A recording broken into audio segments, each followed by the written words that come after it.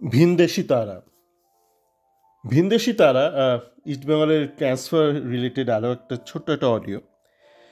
আমি আমার আগের দুটো অডিওতে বোঝানোর চেষ্টা করেছি যে কেন কোনো ভিনদেশি তারকা প্লেয়ার আসবে না বা আসছে না বা নাও আসতে পারে, মানে কি কি কারণে, কি কি ফ্যাক্টর। তো তারপর আমার মনে হলো যে ব্যাপারটা অনেকটা সেই অভিমন্যুর শিক্ষার মতন হয়ে গেল, অর্ধেক শেখা হলো। তাহলে কি কি কারণে কেউ আসতে পারে সেটা অন্তত জানা উচিত। তো কি কি কারণে কেউ আসতে পারে সেইটা বোঝানোর জন্য আমি একটা নাম জাস্ট একটা র্যান্ডাম একটা এক্সাম্পল হিসেবে ব্যবহার করব। ওই এই মুহূর্তে যে নামটা চলছে, মুরাদ বা মরাদ, আপনি যেই ভাষাতেই বলুন, আমরা যেটা বাংলায় মুরাদ বলি ওটা আরবিতে মরাদ, মরাদ বাটনা। সে আসবে কি আসবে না, তো সেই নিয়ে এখন যেসব ইউটিউবাররা খুবই মানে আঘাত পেয়েছে ইভানের না আসাতে, মানে তাদের সময় অসময়ে বিভিন্ন ব্লগগুলো করে তারা মানে এখন অপ্রস্তুতি, একটু অস্বস্তিতে বোধ করছে। তো তারা ভীষণ আঘাত পেয়ে তারা এখন বলছে মুরাদ বাটনা সে কেন আসবে, সে গতকালই রোনাল্ডো আল নাসেরের বিরুদ্ধে গোল করেছে, কেন সে আসবে, এইসব অলিক স্বপ্ন অনেক কিছু বলে চলেছে। তাই বলছি যে আসবেন, আপনি ধরে নেবেন না, আসতেও পারে। কেন আসতে পারে তার কারণগুলো বলছি। প্রথম আপনি দেখুন যে মুরাদ বাটনা তার চুক্তি রয়েছে এই মরশুম শেষ অবধি, মানে জুন এন্ড অবধি শেষ রয়েছে, মানে জুন এন্ডে ওর কন্ট্রাক্টটা শেষ হয়ে যাবে, মানে সৌদি আরবে লিগ শেষ হবে তখন ওর কন্ট্রাক্টটাও শেষ হয়ে যাবে, মানে সামার উইন্ডো শুরুর আগেই ওর কন্ট্রাক্টটা শেষ হয়ে যাবে মুরাদ বাটনার।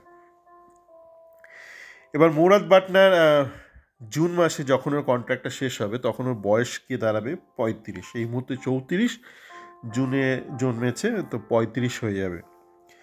তো মুরাদ বাটনা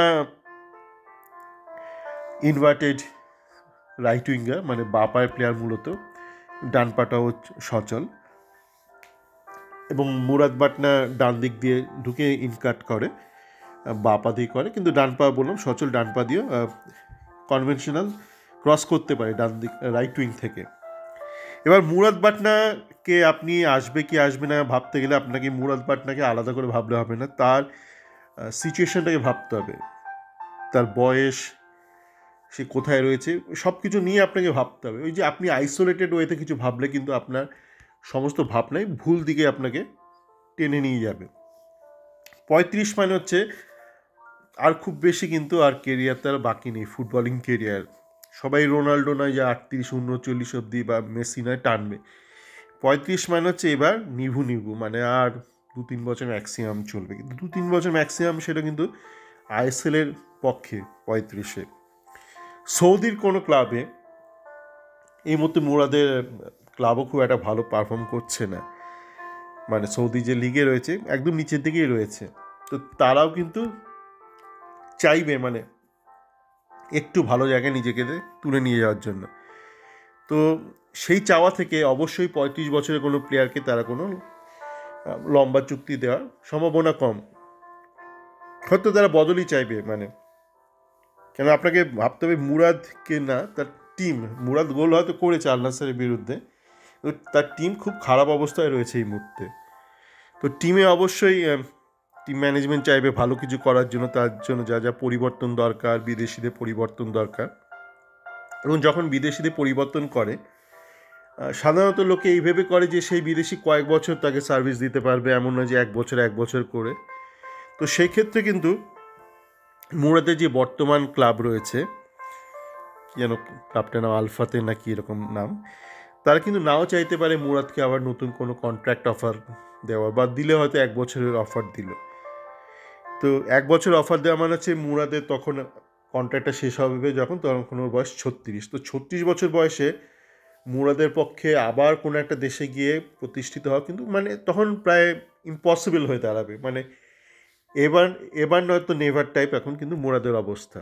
মানে ওকে যদি অন্য কোনো একটা লিগে গিয়ে কয়েক বছরও টানতে হয়, 2-3 বছরও টানতে হয়, মানে একটু ভদ্রসভ্য কোনো লিগ, সেটা আইএসএলে আমরা ধরে নেব, একটু একটু পদের লিগ, ওকে ওর কেস কিন্তু এবার নয়তো নেভার, মানে 35-এর যদিও মুভ না করতে পারে আর সম্ভব না, মানে তারপর ওকে বাকি জীবন যতদিন চলে সৌদিতেই টানতে হবে, 1 বছর কি 2 বছর। তো এবার মুরাদের যদি ইচ্ছা থাকে যে অন্তত 3-4 বছর খেলার, অন্তত 3 বছর খেলার, তাহলে কিন্তু ওকে এই বছরই মুভ করতে হবে, এবার নয়তো নেভার ওর পক্ষে।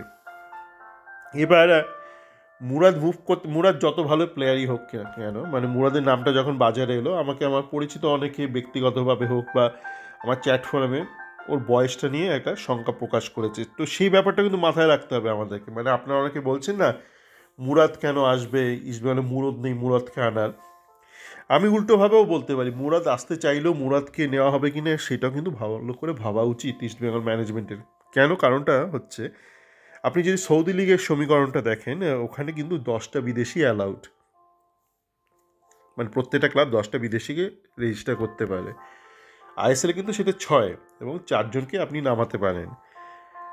তো এবার আপনি মুরাদকে যদি নেন, আপনার কিন্তু এটা মাথায় রাখা দরকার যে মুরাদের যদি চোট আঘাত লাগে তো বয়সজনিত কারণে ও রিকভারি টাইম কিন্তু বেশি হতে পারে। এই বিষয়ে আমি বলবো এসসিএল নিয়ে কিছু বলবে না, কারণ এসসিএল নিয়ে আমি আগে আমার বেশ কিছু লেখায় এবং অডিওতে বলেছি যে এসসিএল নিয়ে আমি একটা সময় একটু কিছু সায়েন্টিফিক লিটারেচার রিসার্চ করেছিলাম, মানে রিসার্চ মানে গুগল করেছিলাম, মানে বা বিভিন্ন যেসব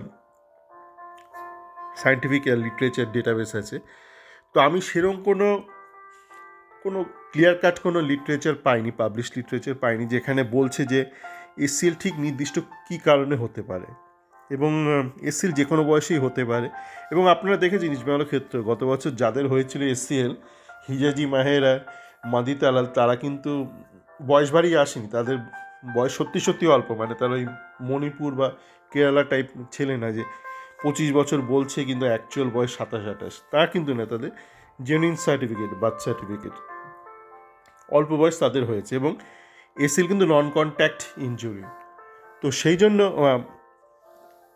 মুরাদের এসিএল হওয়ার প্রবণতা বেশি না কম এই বিষয়ে কিছু বলা যাবে না, কিন্তু ঘটনা হলো একটু বেশি বয়স্ক হলে তার যদি সাধারণ চোট লাগে, তাহলে একটা অল্প বয়সী যত তাড়াতাড়ি রিকভার করবে, ধরুন একটা অল্প বয়সী হয়তো 1 সপ্তাহে রিকভার করলো, তো বয়স বেশি হলে সেটা 2 সপ্তাহ হয়ে যাবে। তো সেক্ষেত্রে কিন্তু সেইটা মাথায় রাখা দরকার, বা মুরাদের ফিটনেসের একটুখানি ভালো করে থরলি চেক করতে হবে। রিসেন্ট ইয়ার্সে, লাস্ট 2-3 ইয়ার্সে ফিটনেস লেভেল কোথায় দাঁড়িয়ে আছে ফিজিক্যালি, তারপরে কিন্তু সিদ্ধান্ত নিতে হবে যে মুরাদকে নেওয়া যাবে কি যাবে না।